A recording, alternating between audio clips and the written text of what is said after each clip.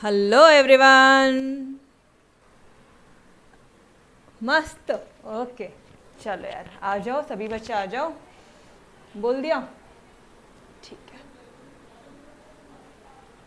मेरे साथ साथ में आप लोग टेक्स्ट बुक वगैरह कंपेयर करते हो? टेक्स्ट बुक में क्या आंसर्स दिए और अपने नोट्स में क्या है? इज एनीवन कोई कंपेयर वगैरह कर रहा है? कैसे लिखना है? टेक्स्ट बुक पढ़ने की जरूरत लग रही है क्या अभी आपको? टेक्स्ट बुक का ही बहुत ही सिंपलर वर्जन और बहुत ही इफेक्टिवली आपको अपने नोट्स में लिख के सारी चीज़ें बहुत ही मस्त तरह से है। आपको कोई ज़रूरत भी नहीं है, मतलब टेक्स्ट बुक नहीं भी ओपन किया ना, ऐसे बोलते हैं कि बोर्ड एग्जाम है ना तो टेक्स्ट बुक देखना, ऐसे बोला जाता है कि टेक्स्ट बुक के क्वेश्चन सॉल्व करो। बट फर्स्ट ऐसी क्लास होगी जिसमें, और फर्स्ट ऐसे टीचर होगा जो आपको बोल रहा होगा कि भाई अब आपको टेक्स्ट बुक देखने की ज़रूरत नहीं है, सिर्फ और सिर्फ नोट्स पढ़ लेना, मोर देन इनफ है, मोर देन सफिशिएंट है, 100%। एक एक लाइन वाइज भी अगर आप लोग कंपेयर कर लोगे ना तो ऐसा कोई भी इंपॉर्टेंट लाइन नहीं होगा जो अपने नोट्स में नहीं है। ठीक है, ओके चलो आ जाओ। ली नहीं अभी तक ओके चलो यार, शैल वी स्टार्ट अपना features of micro economics start कर देगा। तो देखो अभी तक हमने क्या क्या पढ़ा, हम लोग क्या पढ़ रहे हैं एग्जैक्टली, हम लोग ना फीचर्स पढ़ रहे हैं, माइक्रो इकोनॉमिक्स के फीचर्स पढ़ रहे हैं। मतलब माइक्रो इकोनॉमिक्स से हम क्या पढ़ रहे हैं? कैरेक्टरिस्टिक पढ़ रहे हैं। हम क्या पढ़ रहे हैं? माइक्रो इकोनॉमिक्स का नेचर पढ़ रहे हैं। ठीक है, सारे वर्ड्स एक ही है। कभी एग्जाम में कैरेक्टरिस्टिक बोल के क्वेश्चन आया तो बोलना मत नहीं था नोट्स में, ठीक है, या अपने टेक्स्ट बुक में नहीं था, आउट ऑफ सिलेबस है, ऐसे मत बोलना, ठीक है, या कुछ तो भी जनरलाइज आंसर मत लिख के आना, यही इसका परफेक्ट आंसर है। ऑलराइट, ठीक है, तो चलो एक बार क्विकली रिकैप कर लेते क्या क्या पढ़ा हमने। माइक्रो इकोनॉमिक्स के फीचर्स में क्या क्या पढ़ा आपने? एक पढ़ा आपने कि study of individual unit, individual units की स्टडी करना है भाई, जैसे कि individual consumer, producer, individual firm, individual particular कोई industry, individual household, individual prices, factor prices, कुछ भी बोल दो। अभी तो आपके पास तो इतने सारी बातें हैं लिखने के लिए, जो उठावे जो लिखना है वो लिख डालो, है ना। नेक्स्ट आपने क्या पढ़ा था? बोलो बोलो, सेकेंड पॉइंट क्या था? प्राइस थ्योरी पढ़ा था, जिसमें कमोडिटी की प्राइस निकालना, फैक्टर्स की प्राइस निकालना। अरे वो याद आ रहा है कि लकी के लिए रवीप निकालना, लकी रवीप याद आ रहा है? अब सिर्फ शॉर्टकट यूज करना है, ठीक है। लकी रवीप याद आ रहा है, तो उसकी प्राइसेस निकालना हम लोग यहाँ पे सीखते हैं। फिर partial equilibrium analysis, partial equilibrium करते हैं। मतलब पार्शियल इक्विलिब्रियम मतलब डिमांड एनालिसिस और सप्लाई एनालिसिस में से सिर्फ और सिर्फ डिमांड एनालिसिस की उठा के उसकी स्टडी कर रहे हो, ठीक है। पार्शियल इक्विलिब्रियम, पूरे 100 बच्चे हैं क्लास में, उस पूरे में से आप सिर्फ एक की स्टडी कर रहे हो, एक के ही डाउट सॉल्व कर रहे हो। सिंपल से एग्जाम्पल है तो, ठीक है। हाँ, लिखना कैसे है थोड़ा सा वो बात पे ध्यान देना है। तो चलो एक बार आ जाओ। आज एक काम करते हैं ना, सारे कंटेंट भी पूरे स्टार्टिंग से देखते हैं, ठीक है। फर्स्ट वाले में क्या लिखा है कि micro economics study the behaviour of individual economic unit, जैसे कि individual consumer, producer, firm, individual industry, prices, house hold. इसमें तो कुछ भी नया नहीं है, जो बोला वही वही था। यस और नो? सेकेंड वाला पार्ट देख लो जरा। Micro economic deals with the determination of prices of goods and services as well as factors prices, जो कि रवीप, hence this is also known as price theory. कुछ भी नया नहीं था यार, जो मन में आ रहा है वही चीज़ है, बुक में भी स्ट्रेस ही नहीं है ना। इक्विलिब्रियम एनालिसिस में देख लो ज़रा, पहले सोचो कि क्या लिखना है, क्या क्या लिखोगे। इक्विलिब्रियम मतलब जब दोनों साइड का बैलेंस है, ठीक है, it means balance between two factors. First line balance होगा दोनों फैक्टर्स के बीच में। देखो ना यार, डिमांड एक तरफ, डिमांड एक तरफ सप्लाई, जब दोनों के बीच में बैलेंस आ जाएगा तब हम लोग बोलेंगे कि भाई इकोनॉमी में इक्विलिब्रियम पोजीशन अचीव हो गई है, जो कि कभी भी पॉसिबल ही नहीं है। कभी भी डिमांड और सप्लाई इक्विलिब्रियम पोजीशन पे हो ही नहीं सकता है ना। इट्स वो अलग बात है कि एक इमेजिनरी पार्ट है, बट इक्विलिब्रियम क्या होता है वो लिख दो कि वो बैलेंस बिटवीन टू फैक्टर्स है। किसी भी दो फैक्टर्स के बीच में बैलेंस एस्टैब्लिश करना, that is known as your equilibrium. फिर क्या लिखोगे बोलो, फिर क्या वो लिखोगे? नोट दिख रही है ना आपको? यस, बोलो बोलो। कोई भी इंडिविजुअल इकोनॉमिक यूनिट की स्टडी कर लो, कोई भी इंडिविजुअल इकोनॉमिक यूनिट, या फिर आप एक इंडिविजुअल कंज्यूमर को उठा के उसका, जैसे मैंने एक बच्चे को उठा के उसके डाउट सॉल्व कर रही हूँ, ठीक है, ओके। तो वैसे ही एक इंडिविजुअल कंज्यूमर को उठाया पूरे उसमें से, पूरे ग्रुप ऑफ कंज्यूमर्स में से, उसकी आप स्टडी कर रहे हो डिटेल में, इंडिविजुअल इंडस्ट्री को कर रहे हो, इंडिविजुअल प्रोड्यूसर कर लो, इंडिविजुअल प्राइसेस कर लो, इंडिविजुअल फर्म कर लो, इंडिविजुअल हाउस होल्ड कर लो, सेम वही पॉइंट्स है। कुछ अगर देख रहे होंगे, कुछ सिमिलैरिटी देख रहे होगे बच्चे, तो यहाँ पे देखो सेम ये सारे वही पॉइंट्स है, ये यहाँ से लेके तो ये यहाँ तक यही 6 पॉइंट्स है। Second point is exactly same, notice किया? सेम चीज़ें लिखनी है, ऊपर आपने पॉइंट वाइज लिखा, नीचे पैराग्राफ में लिख दो, डन। और लास्ट में क्या बोलोगे? It isolates. देखो सेकेंड पॉइंट ध्यान में रखने में कुछ ये नहीं है, फर्स्ट वाला लाइन था अपने आप ही कि भाई बैलेंस कर दो दो फैक्टर्स के बीच में, गाइस वो हो गया अपना बैलेंस। फिर उसके बाद में इक्विलिब्रियम पोजीशन करना, एस्टैब्लिश करना इंडिविजुअल इकोनॉमिक यूनिट्स, फिर वो पूरा जो फर्स्ट वाला पॉइंट है वो पूरा आप लिख दो, ठीक है। और लास्ट में आप बोल दो कि वो आइसोलेट करता है एक इंडिविजुअल यूनिट को from other forces and studies it's equilibrium independently. Last वाला लाइन जो है वो यहाँ पे इंपॉर्टेंट है, क्योंकि हम सिर्फ और सिर्फ डिमांड को उठा के डिमांड वाला पार्ट पढ़ रहे हैं, सिर्फ और सिर्फ डिमांड एनालिसिस कर रहे हैं। अभी डिमांड का सप्लाई से क्या रिलेशन है वो छोड़ दिया, सिर्फ और सिर्फ डिमांड एनालिसिस की स्टडी कर रहे हैं। ये लाइन अगर आपको ध्यान में आ रहा होगा तो बहुत स्मूथ जा रहा होगा, ठीक है। पहला वाले इक्विलिब्रियम वाला, पार्शियल इक्विलिब्रियम, कई ये वाला पार्ट आप लोगों को मेरे साथ में बोलना है, ठीक है। पहले वाले में क्या बोलोगे आप, फर्स्ट वाले में क्या बोलोगे, बोलो ज़रा। It is the balance between the two factors. भाई दो फैक्टर्स के बीच में इक्विलिब्रियम बोला ना, इक्विलिब्रियम, ठीक है। पार्शियल इक्विलिब्रियम बोला मैडम, अरे रुको, उधर रुको थोड़ा सा। जैसे ही पार्शियल बोलेगा ना, हम लोग आइसोलेट वर्ड लगाएंगे, क्यों? क्योंकि हम अलग कर रहे हैं ना, पार्शियल अलग पार्ट कर रहे हैं एक को, समझ रहे हो। पहले क्या समझाया, देखो इधर, जब आप लोग सी एफर्ट्स किस चीज़ के लिए हो रहे, समझ में आ गया मैडम, कल समझा दिया था, agreed, I know. But exam में जब आप लिख रहे हो आंसर्स, तो आपको ना क्वेश्चन देख के या पॉइंट देख के ही अंदर का कंटेंट पूरा याद आना चाहिए, उस बात पे स्ट्रेस हो रही है अभी, ठीक है। इक्विलिब्रियम क्योंकि थ्योरी सब्जेक्ट है उतना करना पड़ेगा, ठीक है। इक्विलिब्रियम है तो क्या बोलेंगे, इक्विलिब्रियम पोजीशन कब एस्टैब्लिश हो रही है, ये रहा आपका फर्स्ट वाला पॉइंट। और पार्शियल वाला जो पार्ट बोल रहे हो वो ये रहा पार्शियल, ये रहा आपका इक्विलिब्रियम। याद आ रहा है, समझ में आ रहा है क्या? Equilibrium is the balance between the two factors, first वाला पॉइंट हो गया। सेकेंड वाला पॉइंट क्या है, ऊपर का पूरे 6 पॉइंट्स को लिख दो इधर, वो हो गया सेकेंड पॉइंट। और थर्ड वाले में पार्शियल बोल रहे हो, क्योंकि पार्शियल इक्विलिब्रियम है, तो आप ऐसा बोलोगे कि भाई वो आइसोलेट करता है एक यूनिट को, एक इंडिविजुअल यूनिट को उसने आइसोलेट किया, इसी की स्टडी कर रहा है, ठीक है। देखो इट आइसोलेट कर रहे हैं फ्रॉम अदर फोर्सेस, बाकी के फोर्सेस है, and studies it's equilibrium independently, और अकेले हम उसी का ही इंडिपेंडेंटली इक्विलिब्रियम पोजीशन देख रहे हैं। गाइस इजी हुआ क्या ये? मेरे साथ साथ हो सब बच्चे। पार्शियल इक्विलिब्रियम एनालिसिस ना लिखने को नहीं आता बच्चे को, वापस से वही प्रॉब्लम होती है, समझ में आ जाता मैडम ये पॉइंट लिखने में नहीं आया, तो अब ये पॉइंट भी लिखने को आएगा, एवरी वन ऑफ यू पक्का से। पहला इक्विलिब्रियम बता दिया, पहला क्या बता दिया, इक्विलिब्रियम बता दिया। दूसरा वो पूरे 6 पॉइंट्स बता दिए आपने, पूरे से अंडरलाइन इसमें कर दिए, पैराग्राफ फॉर्म में बता दिए। और थर्ड वन में पार्शियल को बोल दिया, पार्शियल बोला तो क्या, आइसोलेट कर दिया, कोरिलेट हो रहा है। पॉइंट बोलते ही आंसर, अंदर का कंटेंट पूरे से फ्लो, एक बार हाथ शुरू हुआ ना गाइस अपना, रुकने का ही नहीं, रुकना ही नहीं चाहिए इकोनॉमिक्स में, ठीक है।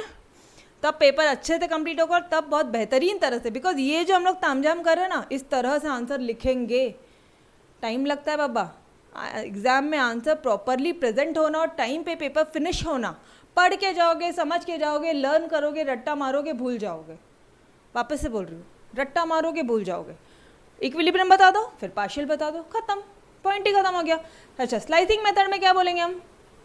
अब मुझे एक बात बताना, स्लाइसिंग मतलब, मैं तो बोल दूँ मैं पूरी इकोनॉमी को डिवाइड कर दिया था मैंने, अरे कल का याद आ रहा है कि मैंने पूरे इकोनॉमी को डिवाइड कर दिया था, महाराष्ट्र, गुजरात, एमपी, तमिलनाडु, उड़ीसा, याद आ रहा है? तो मैं ऐसा बोल दूँ मैंने स्प्लिट कर दिया था, या मैं ऐसे बोल दूँ मैंने डिवाइड कर दिया है होल इकोनॉमी, ये मेरा पूरा इंडिया था, इनटू स्मॉल इंडिविजुअल यूनिट, और फिर उस हर एक यूनिट को हम डिटेल में स्टडी कर रहे हैं, ये ध्यान में आ रहा है। नेक्स्ट में एग्जाम्पल क्या बोलोगे, पूरे नेशनल इनकम को छोड़ के एक इंडिविजुअल इनकम, पूरे एग्रीगेट डिमांड को छोड़ के एक इंडिविजुअल की डिमांड, खत्म, देख लो यहाँ पे, ठीक है। नाउ फिफ्थ पार्ट, अपना 5th पॉइंट है कि इसका जो स्कोप है ना ये बड़ा लिमिटेड है। स्कोप क्या है? बहुत लिमिटेड है। अब इसको कैसे करेंगे मैडम? अरे गाइस बहुत सिंपल है, स्कोप इसका लिमिटेड है लेकिन अंदर एग्जाम में लिखने को दिक्कत आएगी। तो आ जाओ, स्कोप लिमिटेड है, ये लाइन के आगे आप कुछ भी नहीं लिख सकते। इसको कितना बढ़ाओगे? नहीं पढ़ा है तो याद ही नहीं आएगा, है ना। अगर पढ़ के ही नहीं गए, 1 रीडिंग होना ज़रूरी है, ठीक है। अगर आपकी मॉर्निंग में 10 बजे एग्ज़ाम है, 10 बजे एग्ज़ाम है, तो आज सुबह 4 o'clock को उठना है और फिर एटलीस्ट कुछ 9 बजे तक पढ़ लो। 1 आवर पूरे रिलैक्स होके जाओ, कोई चिंता नहीं। मैडम हो पाएगा इतने 4 से लेके 8 बजे तक? अरे बिल्कुल होगा। अपने आपको सिर्फ मैं 25 to 28 पेजेस की समरी नोट्स पढ़ाने वाली हूँ, बस वही एक पार्ट आपको करना है। और अपनी रेगुलर नोट्स भी बहुत ज़्यादा वेटेज नहीं है, बहुत ज़्यादा नंबर ऑफ पेजेस नहीं है, ठीक है। बट हाँ, बहुत आप देख रहे हो बहुत एकदम मस्त तरह से लिखा है, बोल्ड जगह है, स्पेसिंग एकदम प्रॉपर की, उसके कारण वो बढ़ सकता है, बाकी कुछ नहीं। और चार्ट नोट्स अपने जो आपने डिमांड किया ना पॉकेट वाला, बस उतना सा बात, ठीक है। चलो आ जाओ यार इधर। लिमिटेड स्कोप बोल रहे, स्कोप मैम स्कोप में क्या लिखेंगे अभी हम लोग? थोड़ा सा सोचो ज़रा। स्कोप, माइक्रोइकोनॉमिक्स का स्कोप लिमिटेड है, इतना लिख लिया, ओके। और क्या लिखोगे? स्कोप लिमिटेड है तो ये तो लिख दो कि भाई ये सिर्फ अपने दायरे में रहता है, ये पूरे नेशन वाइड की प्रॉब्लम्स को डिस्कस नहीं करता। अपने आप क्लिक हो रहा है, रट्टा नहीं मारना पड़ रहा है, समझ रहे हो क्या? स्कोप लिमिटेड है। माइक्रोइकोनॉमिक्स तेरा स्कोप लिमिटेड है, तुम सिर्फ अपने दायरे में रहते हो। इसका मतलब क्या? तुम पूरे ऑल ओवर जो बाहर का दायरा है उसको तुम कंसिडर ही नहीं करते हो। It does not deal with the nation wide economic problem, inflation, deflation. अरे महंगाई बढ़ गई, महंगाई कम हो गई, मतलब मनी की वैल्यू कम हो गई, पावर्टी, अनएम्प्लॉयमेंट, पॉपुलेशन, एक ना मैं पूरी इसकी क्लास ही लूँगी, मतलब एक ऑल टुगेदर अपना डिफरेंट टॉपिक ही रहेगा। इन्फ्लेशन और डिफ्लेशन किस तरह से ये दोनों इकोनॉमी में इम्पैक्ट करते हैं, ठीक है। चिंता मत करो, आपको क्या क्या बताना है ना, मुझे सारी चीज़ें पता है, ठीक है। वो मैं खुद आपको सारी चीज़ें बताने वाली हूँ। बाकी पावर्टी, अनएम्प्लॉयमेंट, पॉपुलेशन, इसका इतना कुछ नहीं है, बट हाँ ये 2 पॉइंट्स आपको पता होना चाहिए कि डिफ्लेशन क्या होता है, मनी की वैल्यू क्यों कम हो गई, उसके कारण इकोनॉमी में क्या इम्पैक्ट होता है, उसको रिवाइव करने के लिए क्या करना होता है, सारी चीज़ें हम लोग डिस्कस करेंगे, ठीक है। 5th वाला पॉइंट डन एवरीबडी। 5वां वाला पॉइंट विच बेटा, विच पार्ट? ईश्वरी कौन सा पार्ट वापस बताओ, बोलो। यस ईश्वरी बोलो, कौन सा पार्ट आपको वापस से सुनना है? Which part? आपने लिखा है क्या कुछ? ओके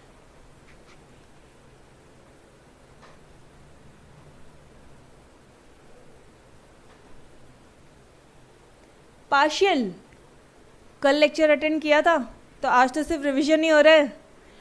पार्शियल में क्या हो रहा है, कैसे लिखना है, आज से वो वाला पार्ट हम लोग देख रहे हैं। सबसे पहले पार्शियल इक्विलिब्रियम में बच्चा हम इक्विलिब्रियम बता देंगे कि इक्विलिब्रियम क्या है, 2 फैक्टर्स के बीच का बैलेंस।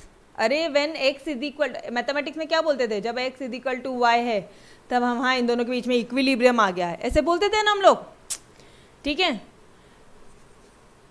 तो it is a balance between the 2 factors, 2 factors के बीच का बैलेंस जब डिमांड सप्लाई दोनों इक्वल है, ठीक है।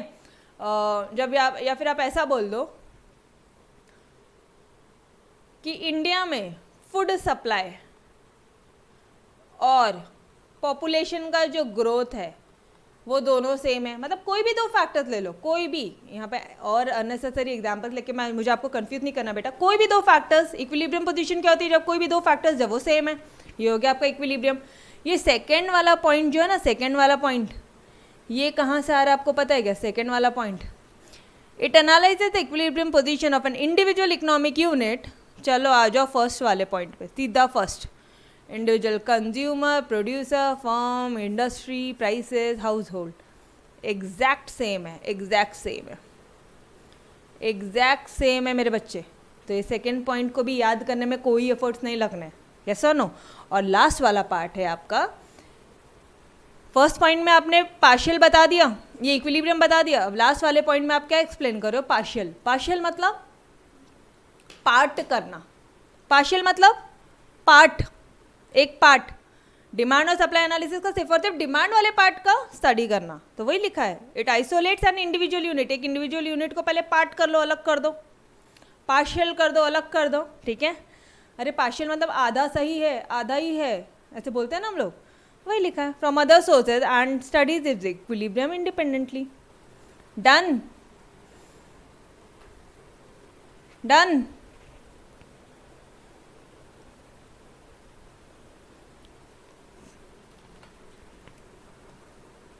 और फोर्थ वाले पार्ट में क्या था, पूरी इकोनॉमी की एज एन होल स्टडी नहीं करना, लेकिन उस पूरी इकोनॉमी को स्प्लिट करने का और फिर मतलब पूरे नेशनल इनकम में से एक इंडिविजुअल की इनकम की स्टडी करना, माइक्रो इकोनॉमिक्स। पूरे total aggregate demand, total demand, aggregate demand में से हम एक इंडिविजुअल पर्सन को उठा रहे हैं, उसकी अकेले की डिमांड देख रहे हैं कि भाई तेरी जब इनकम बढ़ गई, ठीक है, एक इंडिविजुअल यहाँ पे बंदा है, ठीक है, यहाँ पे हम साक्षी को लेते हैं। साक्षी है क्या आज क्लास में? साक्षी बोली कि मैडम मैथमेटिक्स में भी आप मेरे को ही पकड़ते हो, इकोनॉमिक्स में भी मुझे ही पकड़ते हो। साक्षी है, ठीक है। साक्षी को उसके मॉम डैड ने पॉकेट मनी दी, अब 1000 रुपीज़ दिया, तब वो कौन सा पिज्ज़ा खरीद रही है, मतलब वो किस तरह से खर्चा कर रही है, समझ में आ रहा है? हम उस इंडिविजुअल की इनकम देख रहे हैं, इंडिविजुअल की डिमांड देख रहे हैं कि साक्षी के पास जब 1000 रुपये है तो साक्षी ने कैसे उसकी डिमांड चेंज की। सिंपल है, बहुत ही सिंपल है, ठीक है। फिर फिफ्थ वाला पॉइंट हमारा लिमिटेड स्कोप। सिक्स्थ वाला पॉइंट गाइज ये बहुत इंपॉर्टेंट है, इसको इम्पॉर्टेंट मार्क करना, इस वाले को और ये पार्शियल इक्विलिब्रियम को। आपको कई बार शॉर्ट नोट्स वगैरह में एक इंडिविजुअल टॉपिक पूछा जाएगा, ठीक है। नाउ यूज ऑफ मार्जिनलिज्म प्रिंसिपल, क्या यूज है? पहले कंसेप्ट बता दो कि माइक्रो इकोनॉमिक्स में जो मार्जिनलिज्म प्रिंसिपल है वो एक बहुत इंपॉर्टेंट टूल है, वो एक की टूल है, इंपॉर्टेंट टूल है गाइस। की ताला उसी से खुलता है, ठीक है, की टूल है to micro economic analysis. Micro economic की एनालिसिस ही पॉसिबल नहीं है इस मार्जिनलिज्म प्रिंसिपल के बगैर। क्यों मैडम, ऐसा क्या है इसमें? अरे कल का लेक्चर याद है क्या? मैंने बताया था ये जो टर्म है मार्जिनल, मतलब क्या होता है? Change brought in by an additional unit. एक एडिशनल यूनिट से क्या चेंज हो रहा है? एक एडिशनल यूनिट के आ जाने से क्या चेंजेस हो रहा है? यस और नो? तो हमेशा आप माइक्रो इकोनॉमिक्स में देखो ना, अभी आप क्या पढ़ रहे थे? आप सिर्फ और सिर्फ साक्षी की इंडिविजुअल डिमांड पढ़ रहे थे, फिर एक बंदा और आ गया, उसकी डिमांड में कैसा इम्पैक्ट जा रहा है। तीसरा, तो आप हर एक एडिशनल यूनिट की डिमांड पढ़ रहे हो, हर एक एडिशनल कमोडिटी का पार्ट पढ़ रहे हो, ठीक है। देखो अब इसको कैसे करना है। फर्स्ट पार्ट क्या बोल दिया? बोल दिया एक इंपॉर्टेंट टूल है मैडम। सेकेंड टर्म में, सेकेंड में उसका मतलब बता दिया। थर्ड में बोल दो कि वो ये जो एनालिसिस है, it helps to study the change by an additional unit of variable. The change by an additional unit of variable, एक एडिशनल यूनिट ऑफ वेरिएबल से क्या चेंज आया है, ठीक है। मतलब पिज्ज़ा है, ठीक है, पिज्ज़ा है, लेकिन चीज़ बर्स्ट वाला जो कंपोनेंट हमने लगा दिया है, इसके कारण डिमांड में कितना इम्पैक्ट पड़ रहा है, समझ में आ रहा है? Change brought in by an additional unit of variable, इसके कारण अपना जो सेल है, ठीक है, डोमिनोज का जो सेल है वो कितना बढ़ गया, समझ रहा है? एक कंपोनेंट के कारण कितना चेंजेस हो रहा है। बेस्ट एग्जाम्पल था ये कल का, तो है ना। और लास्ट में यहाँ पे देखो, फॉर एग्जाम्पल, इसका एग्जैक्टली अगर एग्जाम्पल बोलना है तो प्रोड्यूसर और consumers take economic decision using this principle. कोई भी प्रोड्यूसर है या कोई भी कंज्यूमर है, वो इकोनॉमी में डिसीजन ये प्रिंसिपल को यूज़ करके ही लेता है। आप भी लेते हो, हम भी लेते हैं, बट ये बात अलग है कि हमें पता नहीं था अभी तक हम सभी को पता नहीं था कि हम लोग मार्जिनलिज्म प्रिंसिपल का यूज़ कर रहे हैं। मैडम कैसे? अरे कई बार होता है ना बेटा, मम्मा अपन को कुछ पैसे देती है, जा बेटा मार्केट में लेकर आ, ठीक है, कुछ सामान लेके आओ, इस तरह से मम्मा ने अपन को कुछ पैसे दिए।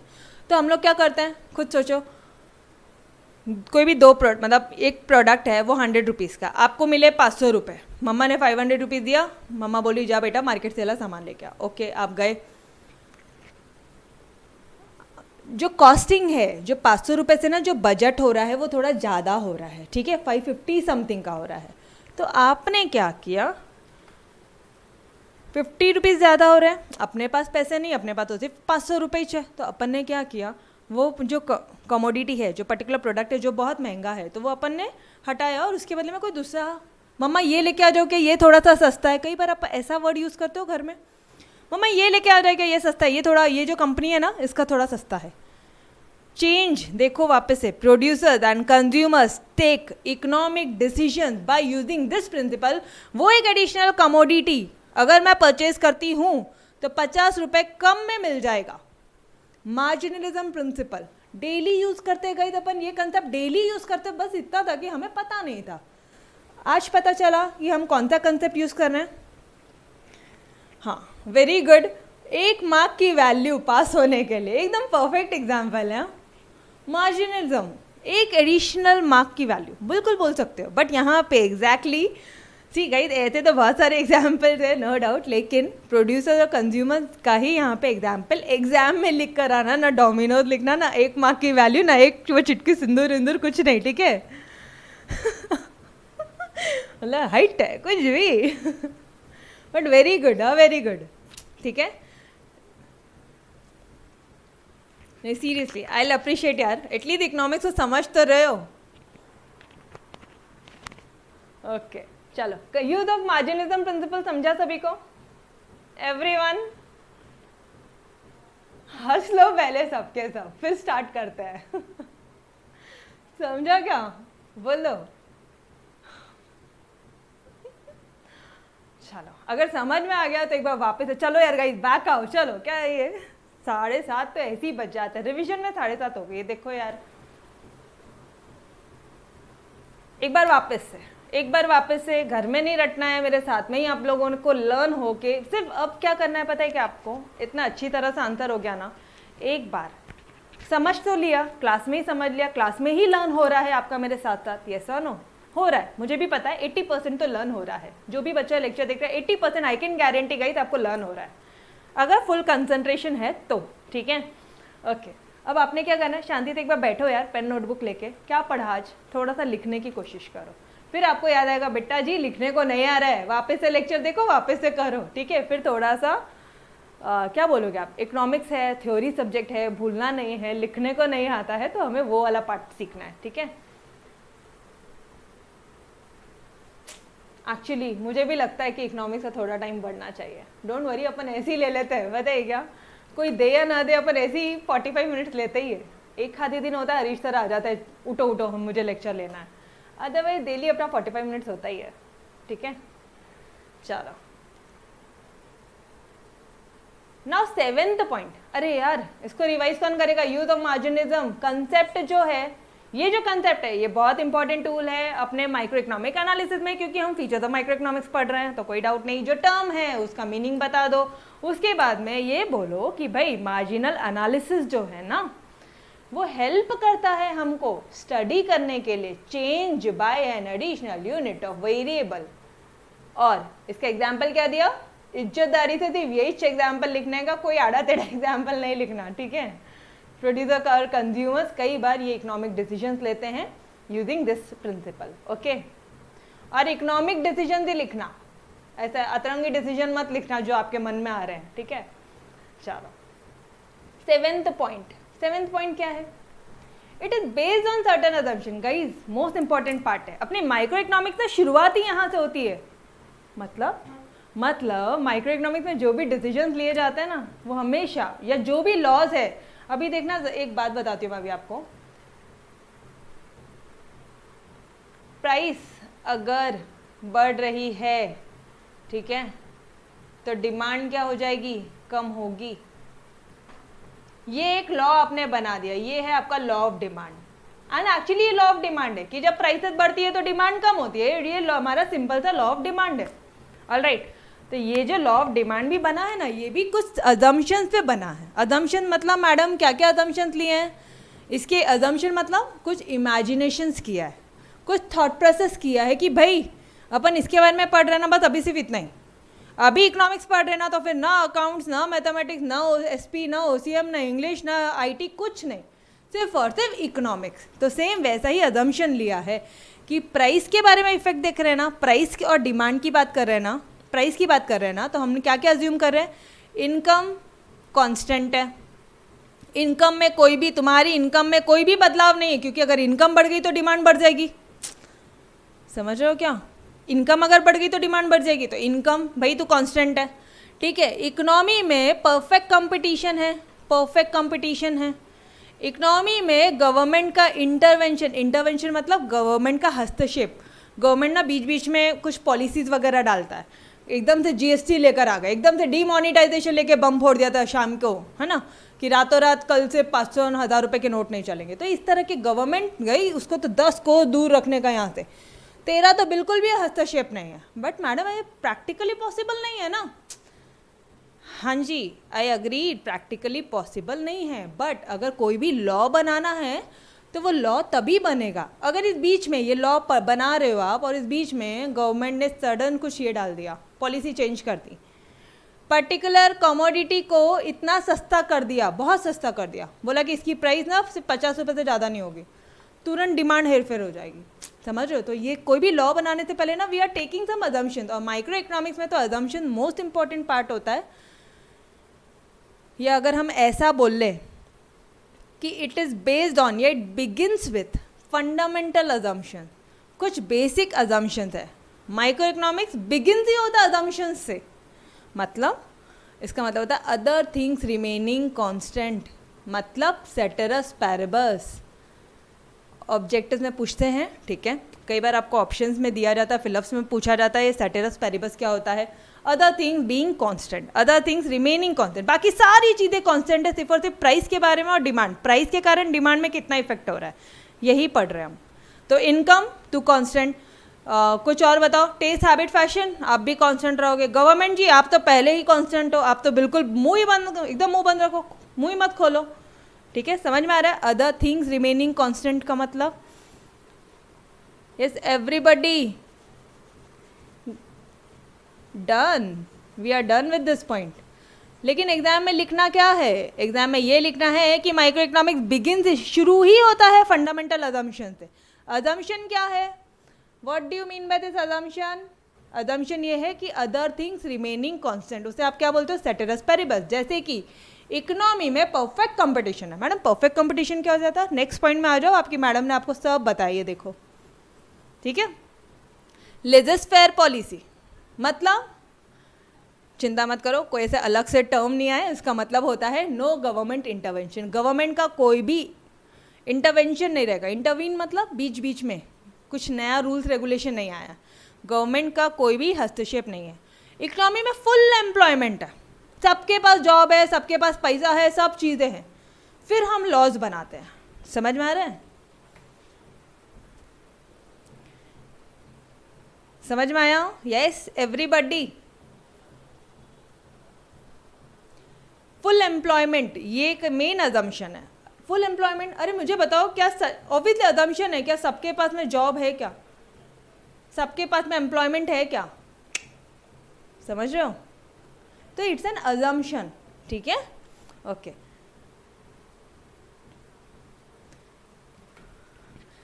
और दिस अजम्पशन, ये अजम्पशन के कारण क्या हो जाता है? हम जो माइक्रो इकोनॉमिक में एनालिसिस करते हैं ना, इकोनॉमिक्स में, माइक्रो इकोनॉमिक्स में जो एनालिसिस करते हैं ना, वो सिंपल हो जाती है। समझा? ये अजम्पशन ही नहीं लोगे तो एनालिसिस कैसे करोगे? एनालिसिस ही नहीं कर पाओगे तो लॉ कहाँ से बनाओगे? ठीक है, ओके। चलो, now next point and the most important part is your analysis of market sector. Madam कितने सारे पॉइंट्स हो गए यार, याद ही नहीं हो रहे, याद नहीं हो रहे। चलो आ जाओ, अब टाइम आ गया कि मैं आपको मेमोरी टेक्निक बता दूं। 1 सेकेंड ना।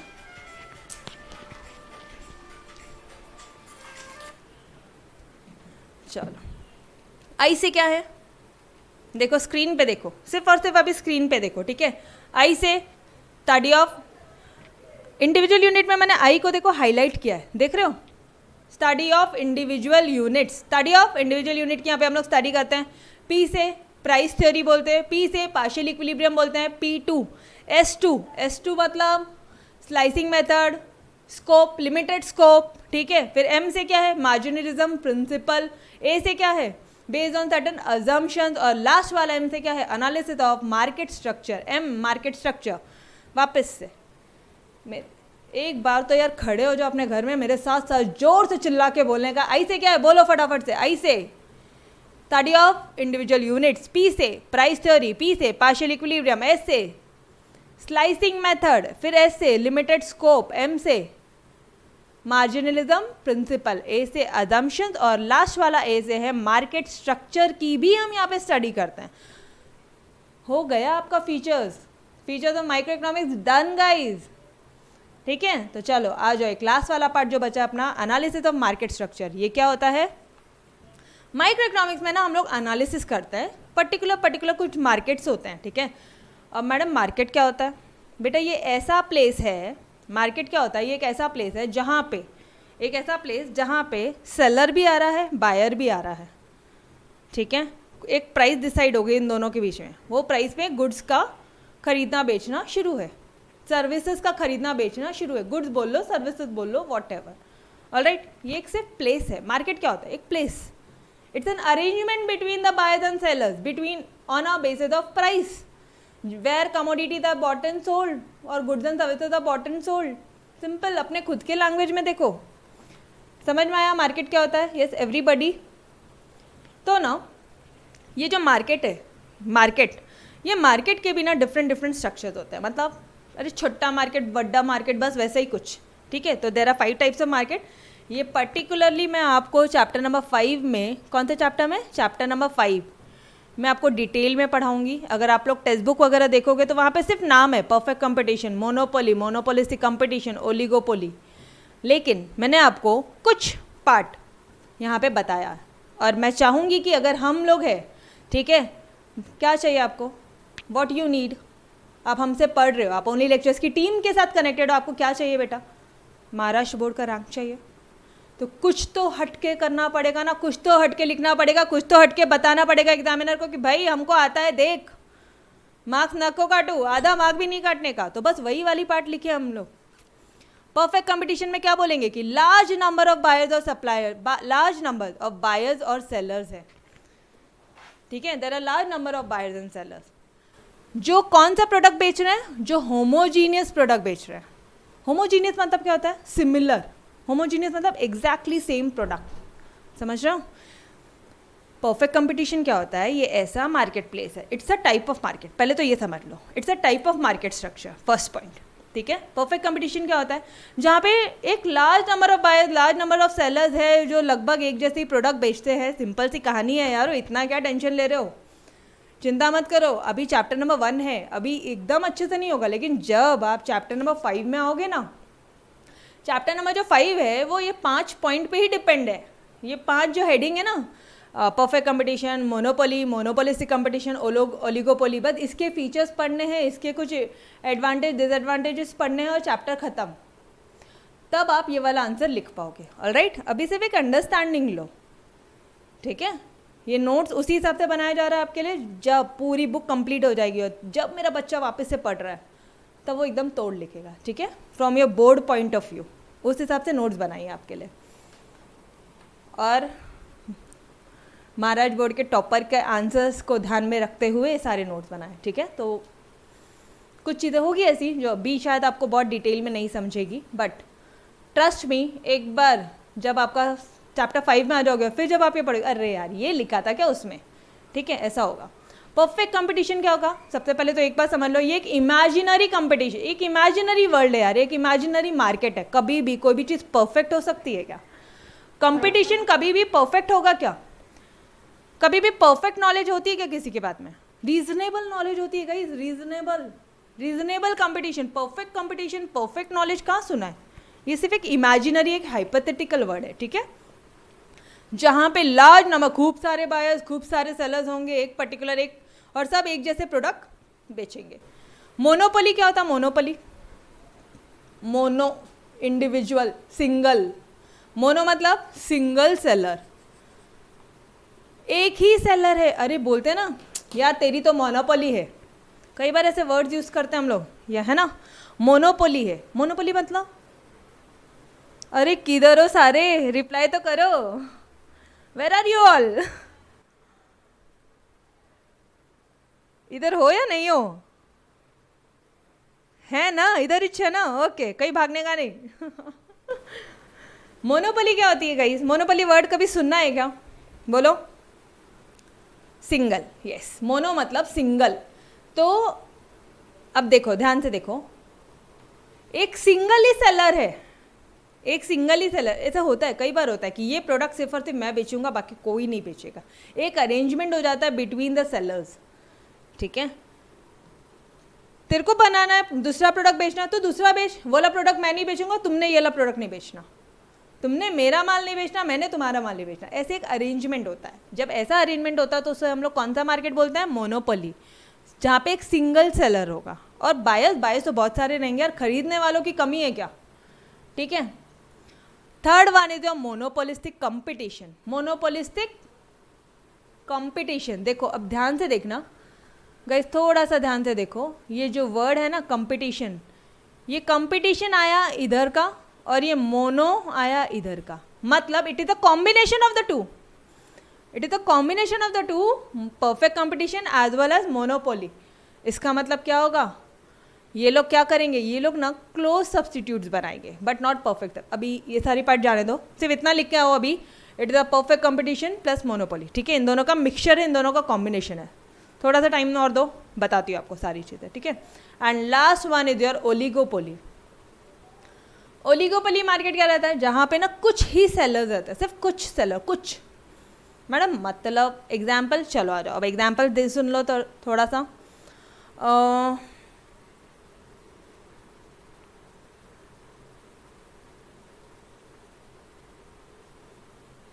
जियो, एयरटेल,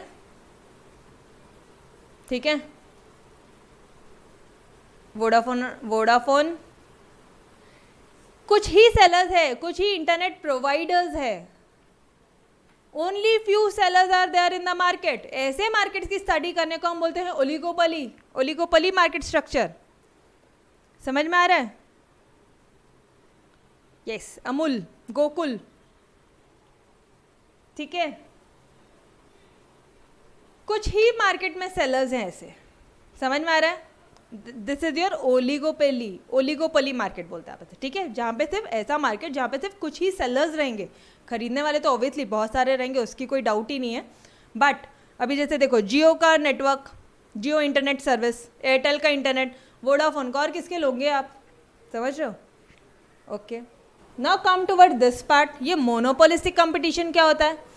अच्छा, ओके, अब यहाँ पे आपकी मैम ने एक लाइन बोली थी कि क्लोज है ये, they are close substitute but not perfect substitutes. Example लो इसका, आपको एग्जाम्पल से बहुत अच्छे से समझेगा। एग्जाम्पल है बेटा इसका, जैसे नाइकी के शूज़, ठीक है, आदिदास के शूज़, और किसके आते हैं? Skechers, Woodland. अरे है तो सारे शूज़ ही ना, सब शूज़ ही बेच रहे हैं, लेकिन उन सब में जो वुडलैंड के शूज़ है वो नाइकी का शूज़ आपको वैसा नहीं दे सकता, जो स्केचर्स का है वो आदिदास से ऑल टुगेदर डिफरेंट है। क्लोज सब्सटीट्यूट है, सब शूज़ ही दे रहे हैं बट नॉट परफेक्ट सब्सटीट्यूट। समझ में आया? ये सब्सटीट्यूट मतलब क्या हो रहा है?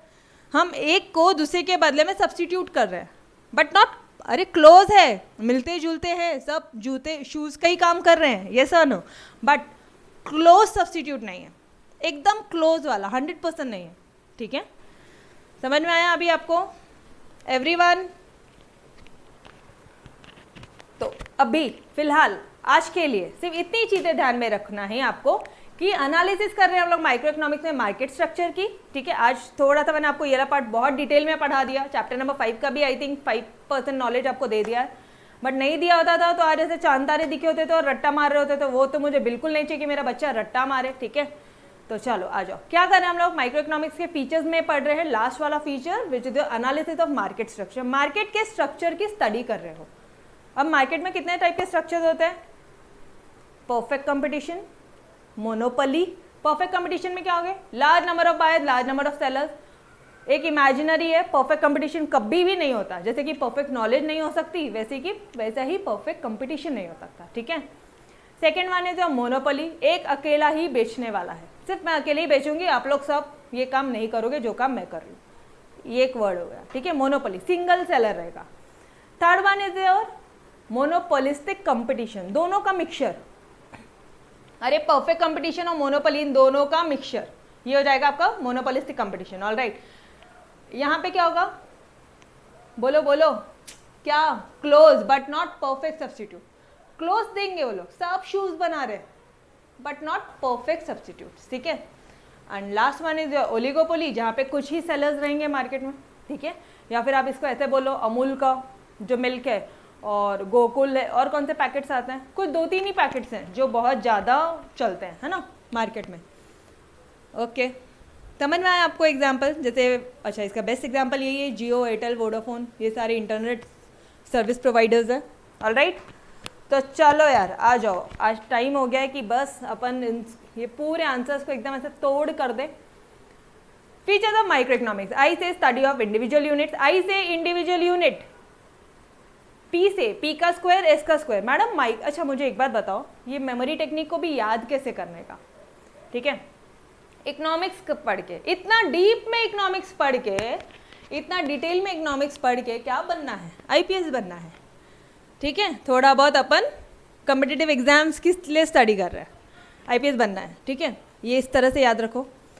आई से स्टडी ऑफ इंडिविजुअल यूनिट्स, आई से इंडिविजुअल यूनिट, पी से प्राइस थ्योरी, पी से पार्शियल इक्विलिब्रियम, एस से बोलो स्लाइसिंग मेथड, एस से लिमिटेड स्कोप, फिर क्या हो जाएगा एम मैम, ठीक है। आईपीएस मैम क्या बनना है, इतना डीप में स्टडी करके क्या बनना है इकोनॉमिक्स की, मैम आईपीएस बनना है। I P square S square, 5 point तो यही हो गए गाइस। और एम से क्या है, मार्जिनलिज्म प्रिंसिपल, ए से based on certain assumptions, and last one is your analysis of market structure. वो कुछ मार्केट स्ट्रक्चर्स है, क्या क्या थे उसमें बोलो, perfect competition, monopoly, monopolistic competition and oligopoly. That's all, done everybody. ये आंसर लर्न हुआ क्या, एटलीस्ट पॉइंट्स और अंदर के कंटेंट क्या लिखने हैं वो तो लर्न हो गया होगा अभी, है ना। ओके बेटा, आरती आप भी ये लेक्चर्स देख रहे हो ना, आई रिक्वेस्ट बेटा प्लीज पहले से देखना, ठीक है। कुछ चीज़ें होगी जो आपको ऐसे जुप ऊपर से जाएगी नहीं तो, ठीक है। ओके चलो यार, तो आज का लेक्चर यहीं पे हम लोग समाप्त करते हैं। कल फिर मिलेंगे शाम 7 बजे। बट आज का एक होमवर्क है कि फीचर्स ऑफ माइक्रो इकोनॉमिक्स एकदम तोड़ तरह से एक बार देख के लिखो, 2 बार, और बाकी के 2 बार बिना देखे लिखो। एक बार देख के लिखोगे कुछ गलतियां करोगे, ठीक है, देख के लिखोगे क्या गलती करोगे, फिर जब सेकेंड टाइम, फर्स्ट टाइम क्या कर रहे हो आप, देख कर लिख रहे हो, देख के लिख लिया। Second time as it is question आता है, 8 मार्क के लिए क्वेश्चन आता है, आराम से मत लेना, मस्ती से पढ़ा है लेकिन इतना लाइटली मत लेना गाइस, ठीक है। अदरवाइज सच में वो जो लाइन बोलते हैं ना, मैडम समझ में सब आ जाता है लेकिन लिखने को नहीं आता, वो सच में सही हो जाएगी, ठीक है। एफर्ट्स हमारे साइड से तो है ही, बट आपके साइड से भी उतनी एफर्ट्स चाहिए, ठीक है। सेकेंड टाइम बिना देखे लिखोगे, जो भी मिस्टेक्स होगी उसको वापस से लर्न करोगे पूरा आंसर, और थर्ड टाइम एक बार फुल एंड फाइनल टच दोगे। ऑलराइट, चलो यार, कैसे पढ़ना है, कैसे लिखना है, कितना होमवर्क है, सारी चीज़ें आपको डेली बताती रहती हूँ मैं। बस उतना चीज़ शिद्दत से, ईमानदारी से फॉलो करो अगर क्या आना है तो, ठीक है, टॉप 1 आना है तो। ऑलराइट, चलो गाइस, चलो bye bye bye everyone, take care, love you all.